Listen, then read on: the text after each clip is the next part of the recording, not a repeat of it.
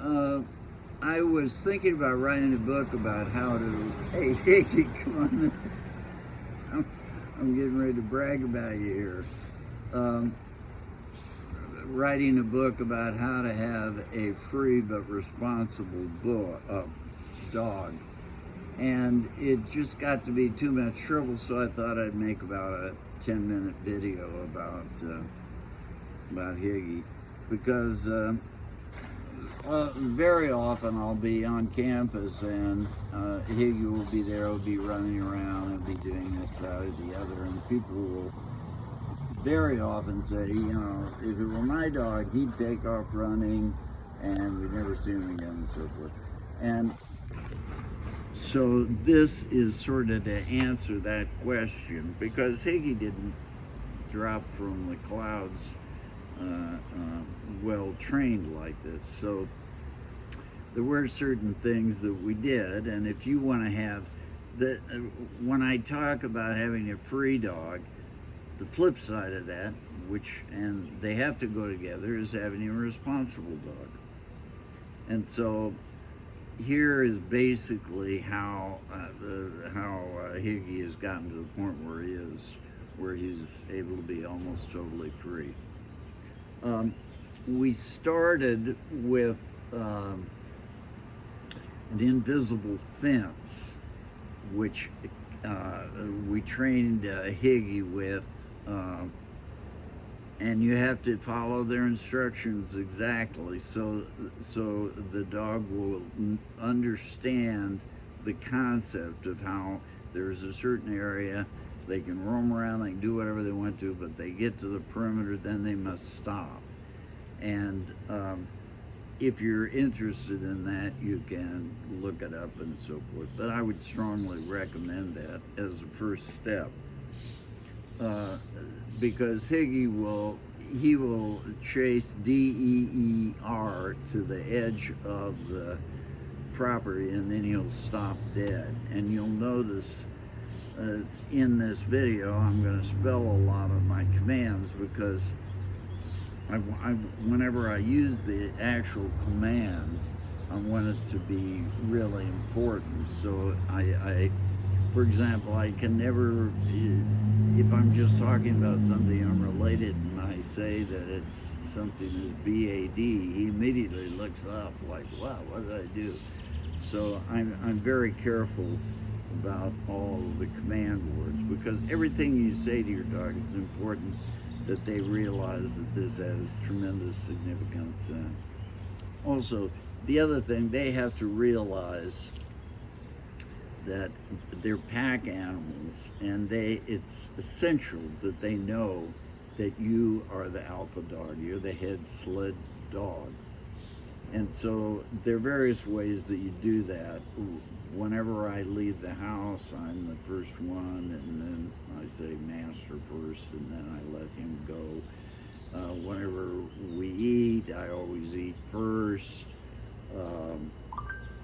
If there's a chair and I want to sit in it, I scoot him out.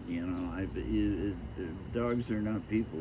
You don't need to be overly polite. You don't need to be mean, but they have to know that if you want to claim that chair, you get to claim that chair because you're the alpha dog. And I don't have to raise my voice or anything else with Higgy. If I ever did, and I haven't had to do it for a long time, it's like a real emergency, like he's running out in front of a car or something, then I would say something really loudly, and that always catches his attention because it's such a rare occurrence. Okay, in terms of getting him so he can run around on his own, initially, we start with leashes and so forth, and then eventually we drop the leash, and when we get to a street or something, first we'll use the leash, and then I have him sit. Initially, I would give him a treat and so forth. Now all I have to do is say, "Good dog." That's perfectly enough. It's very important that for the way I train a dog is that they understand it's not my responsibility that they not get lost. I don't tell him to COME when he's off 100 yards away. Matter of fact, occasionally I will hide behind a tree or something. So all of a sudden he's like, "Whoa, oh, wait, hold on, what's going on?"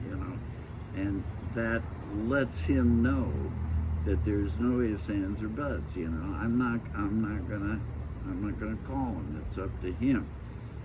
And in the early training, one of the things I did, we'd go out in the woods, and I would walk around off leash, and at the end of the walk, he's like every dog, he wants to prolong it, and so I would say COME, and like all dogs, he wouldn't COME. So I would only say it one time. I wouldn't say it real loud, and then I would slowly get into the car, very, very slowly start to drive away. Then normally the dog would kind of come back and like, wait, I want in, I don't want to be left here, So you ignore it for a while. And then you finally like, oh, okay, well, all right. So then you let them in. So there's a certain amount of that thing that goes with it.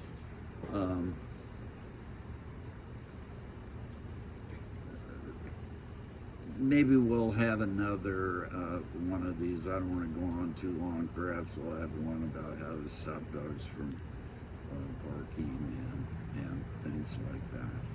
But I think that's good for now.